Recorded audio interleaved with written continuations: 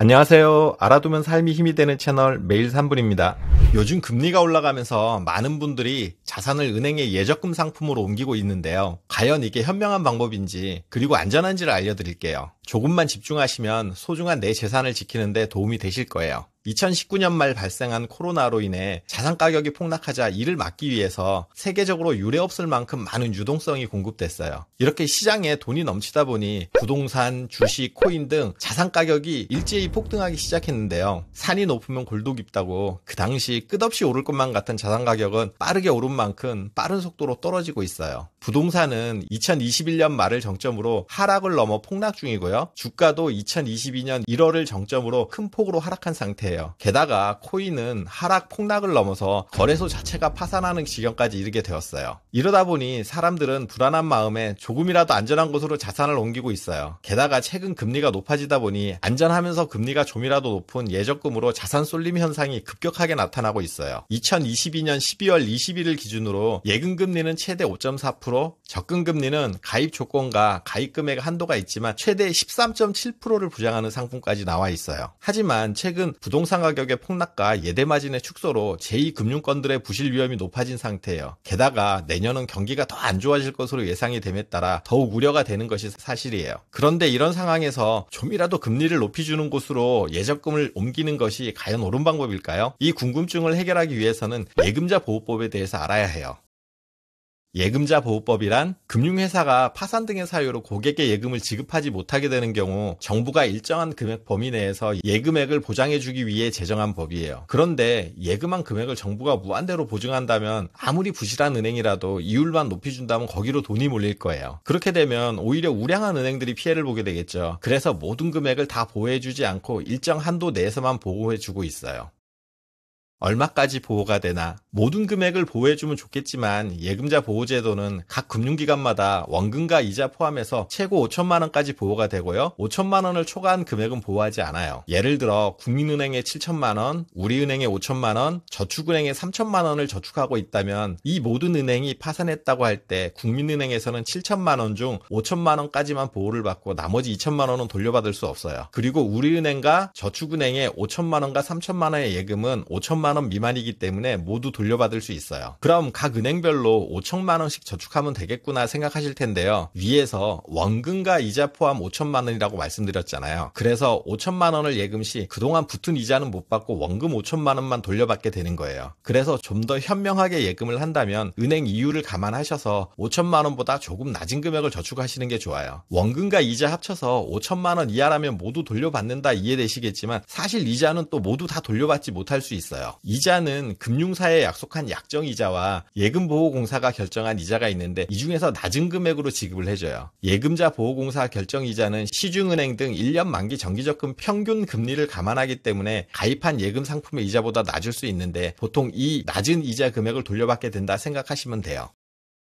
모든 금융기관이 해당되나? 모든 금융기관이 예금자 보호가 되는 건 아니고요. 예금자 보호공사가 보호를 하는 금융기관으로 은행, 증권회사, 보험회사, 종합금융회사, 상호저축은행 등 5개 금융기관이 예금자 보호를 받을 수 있어요. 그렇다고 위 5개 금융기관에서 가입한 상품이라도 모든 금융상품이 보호 대상이 되는 건 아니에요. 은행의 자체 거래 상품은 보호 대상이 되지만 은행이 외부 금융업체를 중개하는 상품, 예를 들어 증권사나 펀드사 연계 상품은 은행이 망한다 해도 보호가 되지 않는다는 점 알아두세요. 그럼 은행에서 그런 연계 상품은 가입하지 말아야 하나 걱정이 되시기도 하실 텐데요. 그렇더라도 걱정하지 않으셔도 괜찮아요. 해당 은행의 예금자 보호는 받지 못하더라도 연계된 해당 금융사의 보증이 되기 때문에 문제되진 않거든요. 그리고 은행에서 많이 가입하는 청약저축통장도 예금자 보호 대상이 아니에요. 하지만 역시 안심하셔도 되는 게 청약저축통장은 국민주택기금이 관리하는 상품으로 나라가 보증하기 때문에 떼일 염려 없어요. 그러니 안심하셔도 괜찮아요. 그렇다면 위 5개 금융기관에 해당하지 않는 단위농협, 단위신협, 축협, 새마을금고 등이 망하면 어떻게 될까요? 이건 역시 걱정하지 않으셔도 괜찮아요. 여기도 모두 별도의 안전장치가 있어요. 농협, 신협, 축협 등은 각 협동조합 중앙회가 자체의 예금자 보호기금을 조성하고 있고요. 새마을금고도 새마을금고 연합회에 설치된 예금자 보호 준비금을 통해 보호하고 있거든요. 그러니 제3금융권인 대부업체나 사채 등만 아니면은 5천만 원까지는 보호받을 수 있다고 알아두셔도 되세요.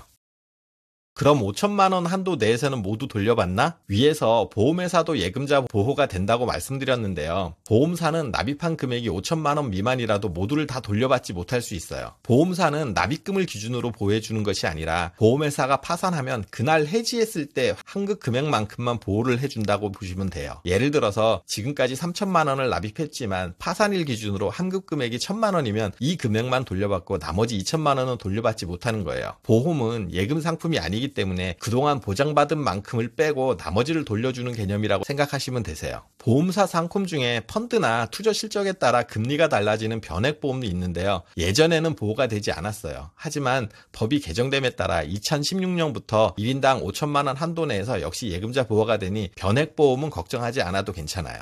하지만 보호를 받지 못하는 경우가 있긴 한데요. 증권사의 CMA 계좌, MMF, 수익증권, 증권사 발행채권, 증권사 예수금 같은 경우는 예금 상품이 아닌 투자 상품에 해당되기 때문에 예금자 보호 대상이 아니에요. 그리고 우리가 간편 결제를 위해 카카오페이나 네이버페이 등에 넣어둔 돈은 예금이 아닌 결제를 위한 선불 충전금에 해당하기 때문에 역시 예금자 보호를 받지 못해요.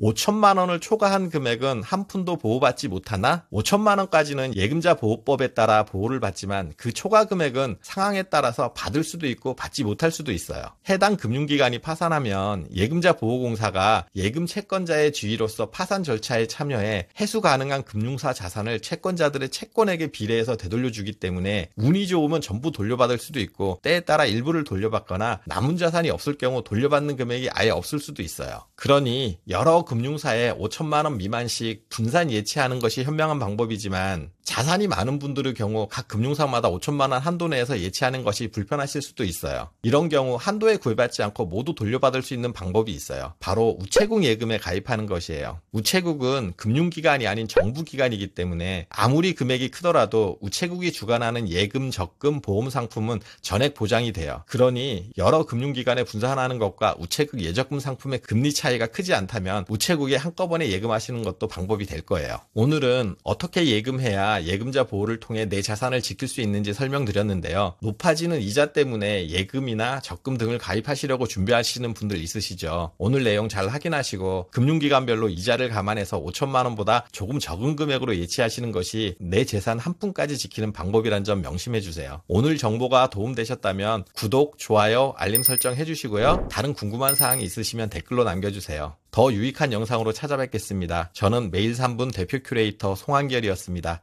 감사합니다.